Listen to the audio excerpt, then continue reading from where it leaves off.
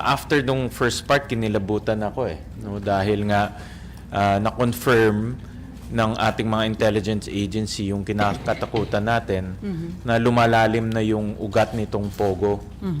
Malalim, ibig sabihin yung kanilang impluensya umaabot na sa mga politiko, umaabot na sa mga enforcement agencies tulad ng Kapulisan, Bureau of Immigration. Bakit di nyo pangalanan? Puro kayo daldal.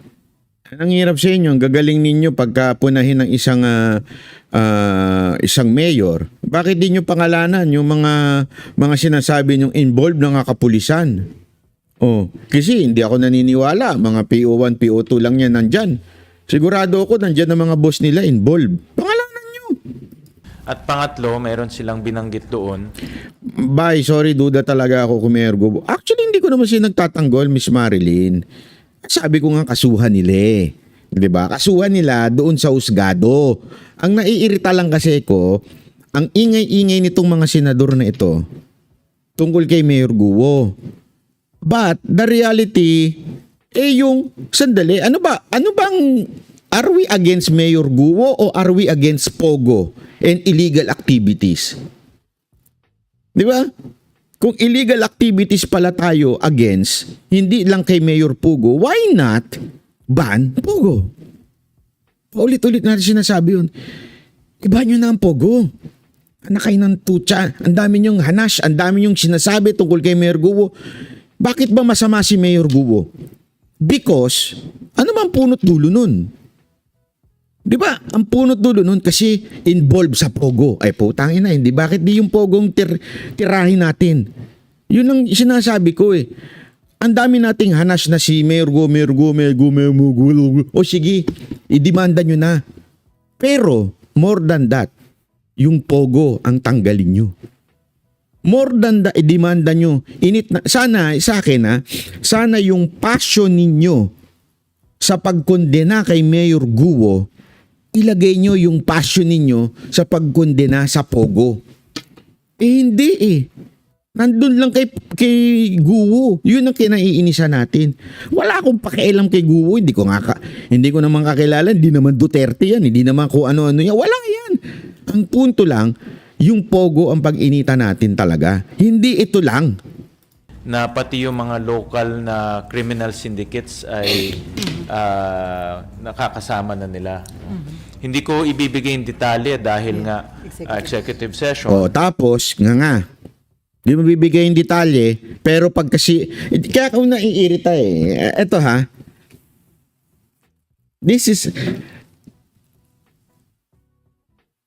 double standard. Hindi namin mibibigay yung detalye kasi masyadong sensitibo yung mga involved, may mga pulis. Putang ina, bakit nung si Mayor Guo, pinablik ninyo? Kung sensitibo pala. Pero itong mga pulis na sinasabi ninyo, mga politician na involved, hindi yun yung papublic. Hindi ko magets.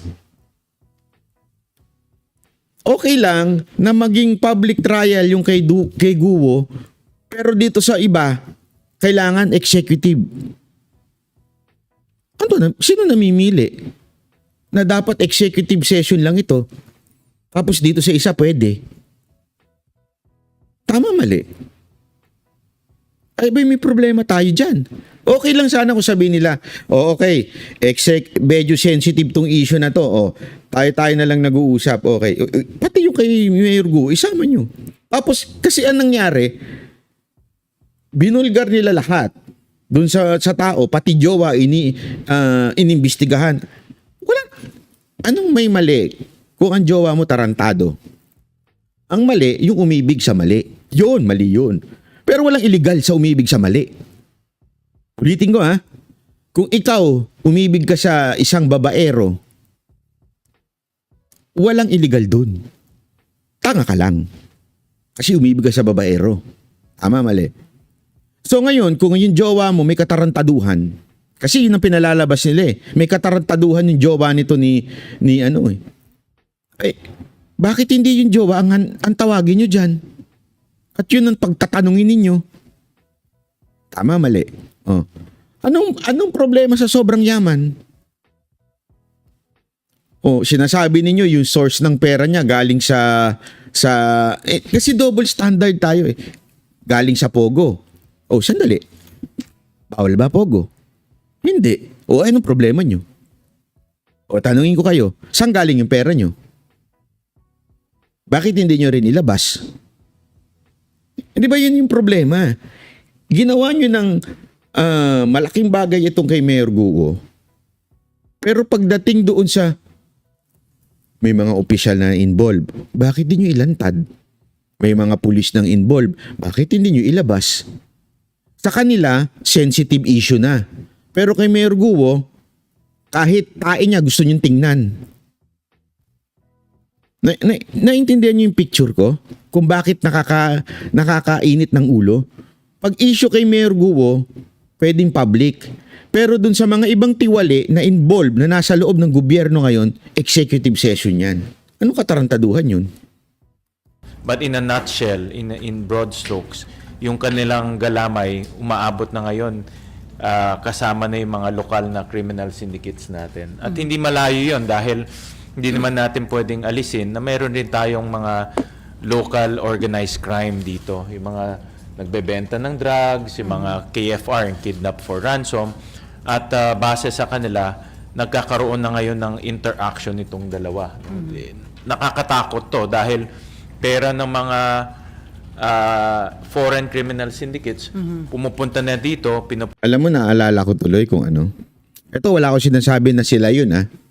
Wala akong sinasabi na si Gatchalian to o si Ontiveros. Pero alam mo, naalala ko dito, yung mga ACDC na vlogger, yung attack and collect, defend and collect. Nagsisimula sila sa attack eh. Attack muna sila ng attack para mangolekta. Yun ang ano eh. Yun ang napapansin ko dito. Yung mga iniipit ngayon, parang ina-attack and collect. Hindi ko sinasabi si Gatchalian yun at si Ontiveros ha. Hindi yun ang sinasabi ko. Pondohan nila yung local criminal syndicates. Kaya nagsasanib puwersa na itong mga masasamang elemento. So sir, sinabi niyo nakakakilabot, lumalalim na yung inaabot nga nitong sa Pogo. So, conforme ka po ba doon sa suggestion na ideklara na national security threat itong Pogo? Actually, yun rin yung aking suggestion sa NSC, sa National Security Council, na iakyat na ito sa presidente, sa ating Pangulo. Dahil ang chairman ng National Security Council ay ang ating Pangulo.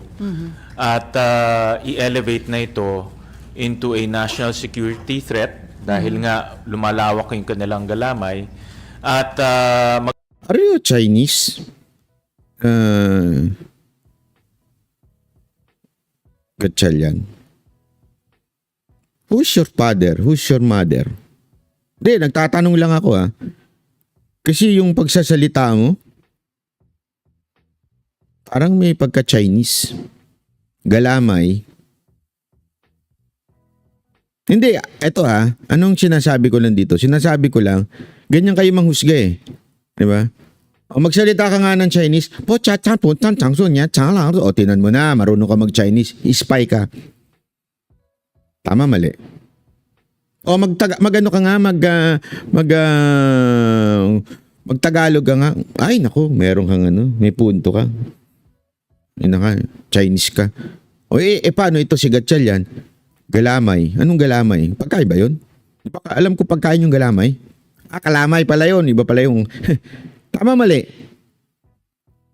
Kung ganun ang gagamitin nating standard dito kay Gatchalian, di para na rin natin sinabing Chinese ka rin, Gatchalian. Kasi yung the way you talk ng Tagalog, cha-chow, Chinese. Tama, mali. Kaya mali yung ganong klaseng panghusga. Porkit di marunong magano yan, Tagalog ng diretso, ibig sabihin yan, Chinese yan. Diba? Hindi maganda yun eh. Magkaroon na ng resolution ang National Security Council na i-ban na itong Pogo na ito because of national security issues. Hindi na siya ordinaryong kriminal eh. Na, yan ang inaantay namin. Ang tagal nyo eh. Dami nyong hanas eh. Ang dami niyong pinupuntirya eh. Yan ang inaantay namin. Iban nyo ang Pogo. Inaantay ng taong bayan yan. Wala kaming pakialam kay Mayor Guo. Demanda nyo na yan. Ipakulong nyo na. Wala kaming pakialam dyan. Ang pakialam namin, yung Pogo, iban nyo na. Gumawa na kayo ng batas na nag-total ban sa Pogo. Hindi yung, anong pakialam ko kay Guo kung makulong yan? Problema nyo na yan. Ang problema namin, kami mga Pilipino, gusto namin maban na yung Pogo dahil kawalang yaan yung Pogo na yan. Walang naidudulot na maganda yan na dumadami lang ninanakaw ng gobyerno dyan.